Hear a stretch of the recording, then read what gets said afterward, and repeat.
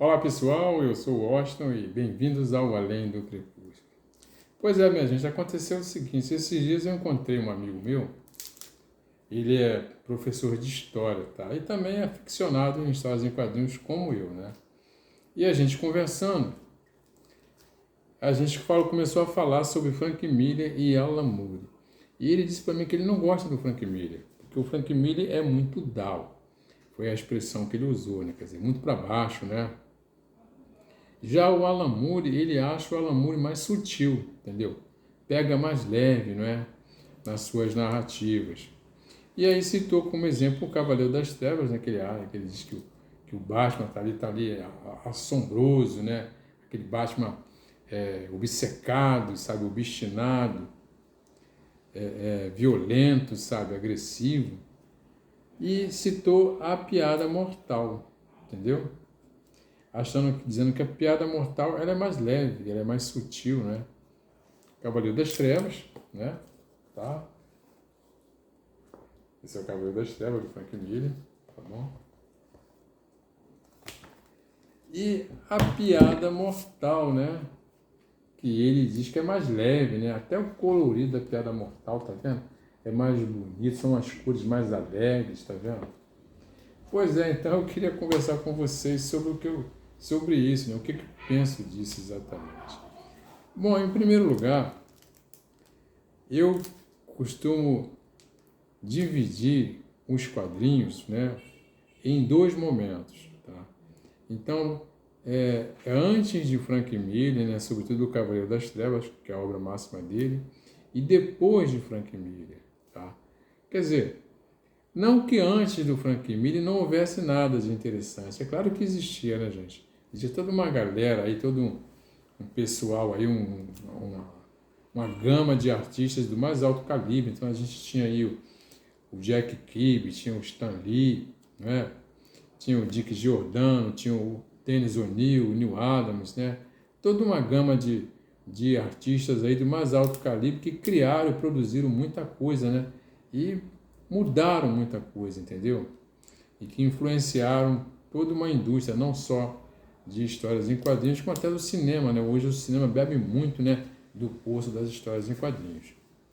Mas sim, nunca um gibi havia ganhado tanto holofotes como o Cavaleiro das Trevas, tá? Ele foi lançado em 1986 e realmente era sempre, constantemente, você lia nos jornais notícias, informações sobre essa obra, né? Haviam coisas tipo assim, o Christopher Reeve e o Adam West jamais viverão, né? Jamais viveriam uma aventura como a que você vê no Cavaleiro das Trevas. Aqui o Super-Homem também participa, né? É o Batman e o Super-Homem. Então o que acontece? Eu li o Cavaleiro das Trevas, entendeu? E o próprio Frank Miller, ele diz o seguinte, que ele nunca produziu uma obra realista. Muita gente diz que essa aqui é uma obra realista, o Cavaleiro das Trevas. Mas ele diz categoricamente, taxativamente, que nunca produziu nenhuma obra realista. Então, isso aqui não é realismo. E realmente você vê nas obras dele, né, que ele nunca foi realista. Você vê o Sin City. Sin City, então, ele ultrapassa os limites do absurdo, né?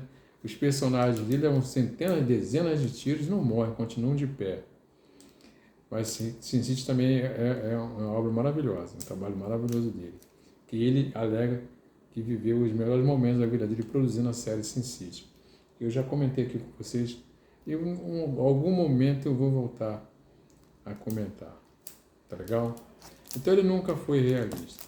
O Alan Moore, ele antes também do Frank Miller ali, do Cavaleiro das Trevas, ele produziu essa obra aqui, tá? Que foi o Monstro do Pântano. Foi chamado então para reformular o Monstro do Pântano e essa reformulação acabou sendo uma verdadeira revolução. Isso mudou a face dos quadrinhos, entendeu, gente? Realmente eu considero isso aqui o melhor trabalho do Alan Moore, tá?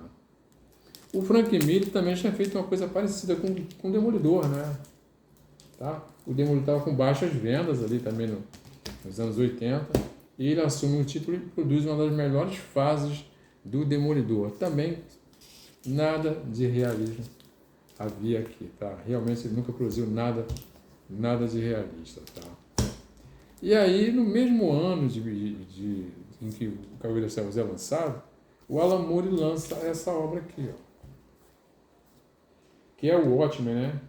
Que se tornou um verdadeiro best-seller e muitos consideram a obra definitiva sobre o tema de super-heróis, tá? Mas olha só, o que acontece aqui nessa história, gente? Eu considero essa história aqui um chute no saco dos apreciadores, dos fãs dos quadrinhos. Aqui ele mostra um grupo de ex-super-heróis, entendeu? Então, em algum momento, eles foram super-heróis, vestiram os colantes, entendeu? Só que aí o governo entrou com um decreto e proibiu o vigilantismo. Eles tiveram que abandonar as fantasias, né? As máscaras. E aí a gente vê o quê? Um grupo de pessoas totalmente deprimidas, né? Tem gente que se matou, tem gente que foi internado no hospício, né?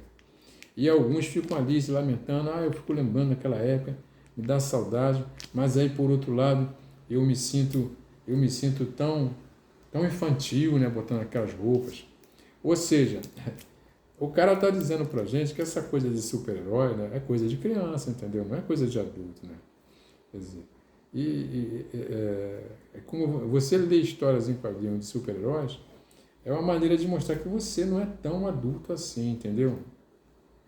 E aí, o único super-herói realmente do grupo, que tem superpoderes, né, é o Dr. Manhattan, tá? Que é uma espécie de paralelo ali, né, do super-homem, não é? Porque, só que olha só, o super-homem, ele é um cara que podia ter tudo, ele podia fazer tudo, ele podia ter todas as mulheres, podia ser o dono do mundo, né? Ele tem poderes quase de um deus. Então ele podia fazer tudo o que ele quisesse. Mas ele escolhe ajudar as pessoas, né? Ele escolhe usar esses poderes em benefício das pessoas, do próximo, entendeu? Tirar aquele gatinho que está preso na árvore, né? É o super-homem. Já o Dr. Manhattan, que é o único realmente super ser da história, ele é indiferente a tudo, gente. Ele não está nem para a humanidade, para sentimento, para nada. Você está entendendo? Ele é capaz de ver uma pessoa matando a outra e ele tem poderes para transformar aquela... Dá licença. Ok. Para transformar aquela arma em brinquedo, em transportar o cara para outro lugar. Ele tem mil maneiras de impedir aquele assassinato. Mas ele não impede, ele simplesmente deixa rolar. Você está entendendo? Porque ele é uma pessoa totalmente insensível com relação às questões humanas, aos dramas humanos, entendeu? E é isso. E tanto que no final ele até vai embora da Terra, porque a Terra não dá mais. Ele vive dentro de uma outra esfera mesmo. E a Terra não tem mais nada que interesse a ele, entendeu? E a obra fala também de... Aí a gente encontra na obra um monte de coisas, tipo assim, tem estupro na história, genocídio, né, extermínio em massa, e, quer dizer, é uma obra pesada, tá? Tem até um determinado momento que um ex desses super-heróis, um grupo de garotos numa festa de Halloween, pega uma estatueta que ele ganhou em homenagem ao super-heroísmo dele na época, né? E esmagam a cabeça do cara com aquela estatueta que ele para ele era um motivo de muito orgulho, entendeu? Acabou virando uma arma contra ele, entendeu? Então, para mim, é uma obra pesada, tá? Mas ele cita o Batman, né? A Piada Mortal, né? Que é essa aqui, né? Ele compara essa com o Cavaleiro das Trevas. Gente, a Piada Mortal surge da seguinte forma. Os fãs, o Alan Moore diz que vai abandonar as histórias em quadrinhos, que não vai mais escrever histórias em quadrinhos. Aí os fãs pedem que, já que ele vai se despedir das histórias em quadrinhos, então que ele escreva uma última história de super-heróis, sendo que com o Batman. Uma história do Batman. Aí ele lança a Piada Mortal aqui em 1988. Gente, quem está na capa aqui? É o Batman? Não, é o Coringa. E se você leu a história, ela é uma história muito mais do Coringa do que do Batman.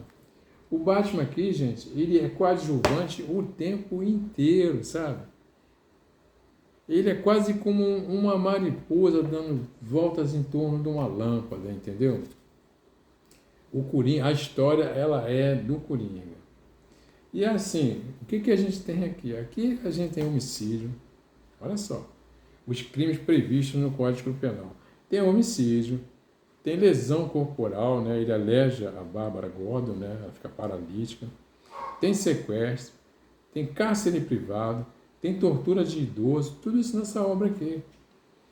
Foi uma obra que foi, na época, ela saiu para na faixa etária de 12 anos de idade. Gente, para 12 anos de idade, olha só o que tem nessa obra aqui, entendeu? E aí o meu amigo fala também da questão das cores, né? Quem coloriu essa história aqui, tá? Na primeira versão, foi um artista britânico chamado John Higgins, tá? Essas cores mais alegres, realmente o cor dele é brilhante, gente, é magistral, sabe? Pô, é muito bonito. Mas o próprio Brian Bolander, que é o desenhista da história, ele não gostou das cores, porque ele achou as cores muito mais alegres para o tema que era muito mais sombrio, entendeu? Então era incompatível essas cores alegres com um tema tenebroso, como uma piada mortal trazia. Isso o próprio Brian, né, Bolander, falava isso, entendeu, cara? E aí quando teve uma edição comemorativa, acho que dos 25 anos da piada mortal, o Bolander pediu para ele mesmo fazer o colorido segundo o que ele achava que tinha que ser. Aí ele fez, deixaram ele colorido do jeito que ele achava que tinha que ser. Olha aqui as cores.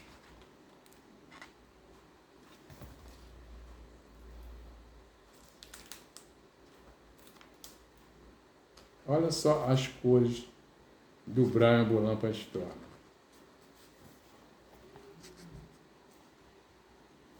Gente, é quase preto e branco, sabe? É totalmente diferente.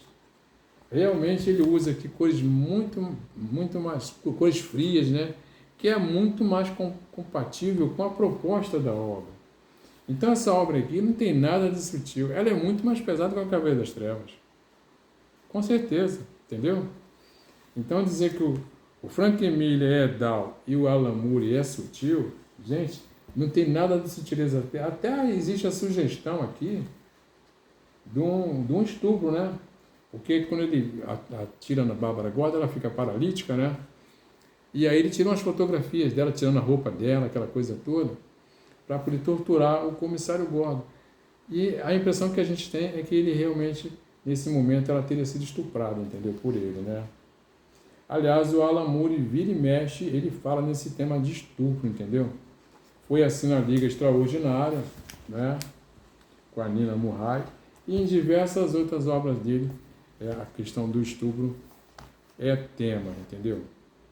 Então, é isso. Eu não acho que o Frank Miller seja dull, e eu não vejo nenhuma sutileza na narrativa do Alan Moore, tá? E vocês, o que vocês acham? Vocês concordam comigo? Acham que realmente o Frank Miller não é esse cara, né? Tão dull assim, e que o Alan Moore não tem nada de sutileza, ou é ao contrário? Vocês acham que realmente o Frank Miller ele é mais pesado mesmo, e o Alan Moore